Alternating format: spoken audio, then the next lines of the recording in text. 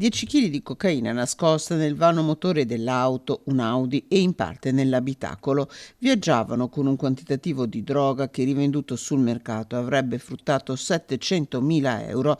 La coppia di stranieri fermata e arrestata dagli agenti della squadra mobile di Padova all'uscita del casello di Boara Pisani lungo la A13. Tutto è accaduto nel pomeriggio del 16 aprile.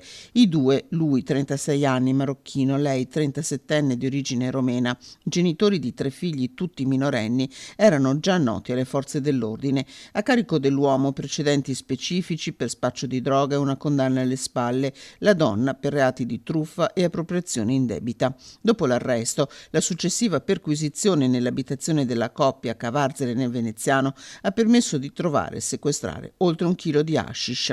La misura dell'arresto è stata convalidata dal GIP di Rovigo, procura competente per territorio. Per i due si sono aperte le porte del carcere, il 36enne a Rovigo, mentre la donna a Montorio. I 3 figli della coppia sono stati affidati ai nonni paterni.